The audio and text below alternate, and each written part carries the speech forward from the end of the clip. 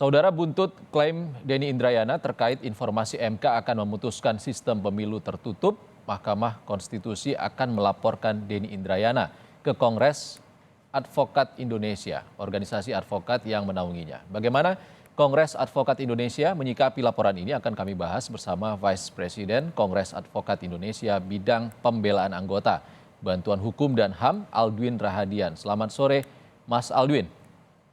Sore, Mas. Selamat sore. Kita juga Assalamualaikum. berbincang dengan juru bicara Mahkamah Konstitusi Fajar Laksono. Selamat sore Mas Fajar. Selamat sore Mas Iksan. Kita ke Mas Pak Fajar dulu. Alvin. Oke, Mas Fajar, kapan nih MK akan melaporkan Denny Indrayana ke KAI? Iya, terima kasih. Hari ini tadi kita sudah menggelar konferensi dan tadi juga sudah disampaikan oleh Wakil Ketua Mahkamah Konstitusi. Seiring dengan tanggapan ini, seiring dengan rencana untuk melaporkan ini, tentu kita sedang menyiapkan laporan itu. Hari ini sedang kita siapkan dan mudah-mudahan dalam awal-awal pekan depan atau pekan depan lah kira-kira laporan dugaan pelanggaran etik itu nanti akan kita serahkan, akan kita sampaikan kepada organisasi advokat, dalam hal ini Kongres Advokat Indonesia. Tentu kami mempercayakan sepenuhnya, tadi Profesor Saldi juga sudah menyampaikan bahwa ini silakan yang memberikan penilaian nanti adalah organisasi advokat itu sendiri, dalam hal ini KAI. Apakah dugaan pelanggaran etik ini betul-betul terbukti atau tidak, itu kami serahkan sepenuhnya. Insya Allah minggu depan kita sampaikan, Mas Iksan. Akan segera disampaikan. Kalau dari Mas Aldwin, bagaimana Mas merespons hal ini? Ya, pertama perlu saya jelaskan bahwa KAI, Kongres Advokat Indonesia, adalah organisasi advokat yang independen, tidak terafiliasi oleh partai politik manapun. Yang kedua, menyangkut rencana surat yang akan disampaikan oleh MK terkait polemik Prof. Denny Indrayana, rekan sejawat kami. Sampai hari ini kami belum terima secara resmi, ya. Jadi belum kita terima, namun kemudian sudah ada statement dari MK, tentu kita akan hormati, ya, akan kita sikapi, karena hari ini pun kita kan belum tahu apa isi surat ataupun laporan yang disampaikan kepada KAI. Hanya saya sebagai pribadi dan rekan sejawat Prof. Denny, kita harus sama-sama tahu juga bahwa Prof. Denny ini selain advokat, beliau itu adalah politisi dan juga akademisi. Jadi ketika kemudian statement-statementnya keluar melalui tweet, media sosial, dan lain sebagainya, tentu harus dilihat juga kapasitas beliau ini sebagai politisi kah, atau sebagai seseorang advokat yang sedang menjalankan profesinya, gitu, yang tentu dibingkai oleh etik dan aturannya. Ya, jadi bisa juga kalau kemudian dia sebagai politisi, tentu dia punya hak secara pribadi menyampaikan pendapat dan lain sebagainya, terlepas dari aturan etik organisasi advokat. Namun kita lihat nanti, ya, apa kemudian ada laporan, indikasi-indikasi lain, kita akan hormati dan segera menyikapi.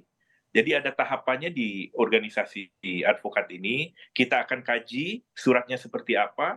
Kalau dalam permulaan awal ada bukti awal yang kemudian arah pada permasalahan etik, maka akan dibentuk majelis etik melalui Dewan Kehormatan.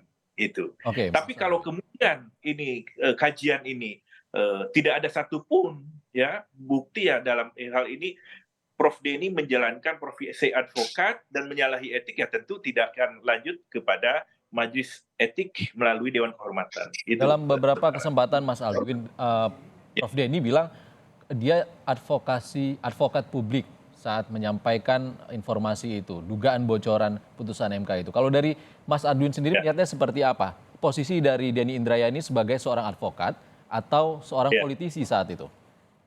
Ya, beberapa statement yang kami lihat, ada juga beliau sebagai kemudian politisi Demokrat, ya kan, ataupun beberapa statement. Sehingga nanti kita lihat saja, ya. Kita juga tidak berandai-andai. Surat yang kemudian berikut bukti terkait laporan dari MK. Seperti apa? Tentu ini akan menjadi kajian di Kongres Advokat Indonesia, ya, untuk bahwa posisi Prof. Denny ini dia dalam rangka menjalankan profesi atau bukan. Kalaupun dalam rangka menjalankan profesi advokat, dia sedang mengadvokasi siapa, mendapat kuasa dari siapa dan sebagainya, itu kan harus jelas. Bahwa kemudian dia secara pribadi menyampaikan pendapat statement sebagai seorang politisi, ya itu tentu tidak ada korelasi dengan organisasi advokat.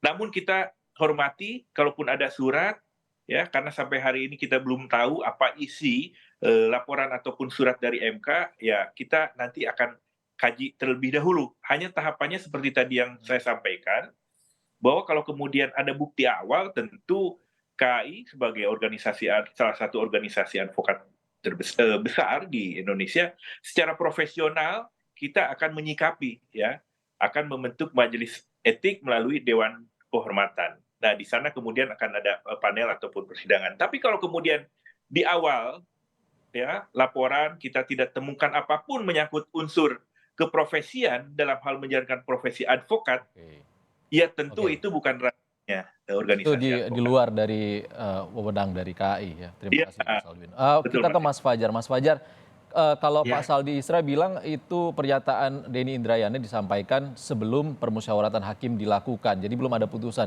Pertimbangan MK untuk melaporkan Denny Indrayana ini apa dong? Apakah penyebaran hoax? Karena kan bukan rahasia negara artinya. Iya, ya justru karena itulah ketika MK sedang akan membahas atau perkara itu belum dibahas, belum ada keputusan, belum ada pengambilan keputusan, tapi ada seseorang yang mengatakan bahwa ini MK sudah memutus, seolah-olah kan terkesan begitu. Bahkan dengan komposisi atau konfigurasi hakim konstitusinya itu 6 mengabulkan dan 3 menolak, dan kira-kira begitu.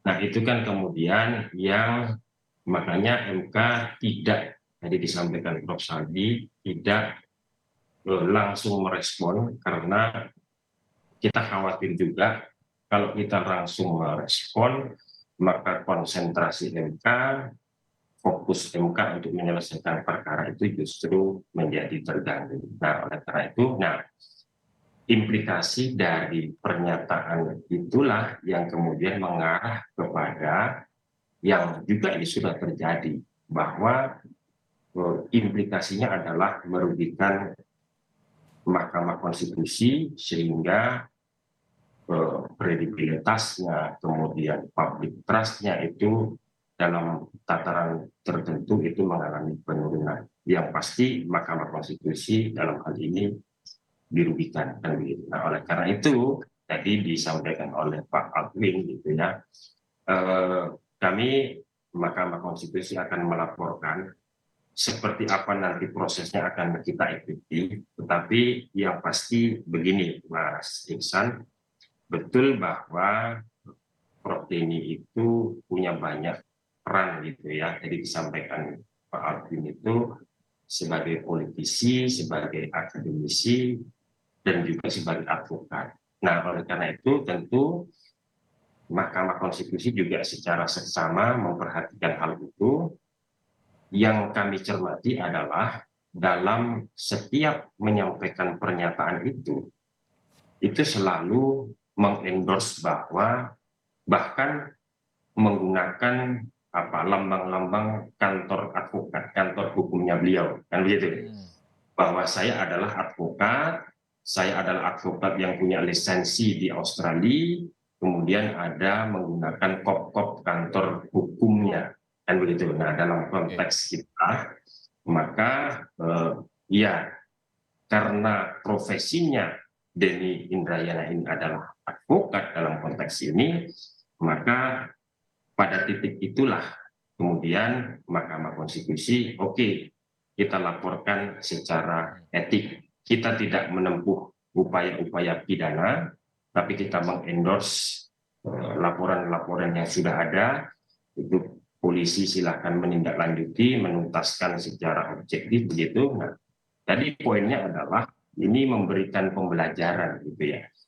Jadi proses ini kita lakukan terlepas dari apapun nanti hasilnya, bagaimanapun nanti Pak Adwin di KAI merespon atau memproses laporan ini nanti kita serahkan sepenuhnya. Oke, Mas Fajar. Artinya MK sendiri sudah firm ya kalau akan melaporkan dalam kapasitasnya sebagai seorang advokat dari apa yang nanti akan disurati dari MK ke Kongres Advokat Indonesia. Terima kasih untuk penjelasannya Mas Fajar Laksono, juru bicara Mahkamah Konstitusi, dan Mas Aldwin Rahadian, VP Kongres Advokat Indonesia, sudah berbagi pandangan di Kompas Petang. Terima kasih, Mas. Terima kasih.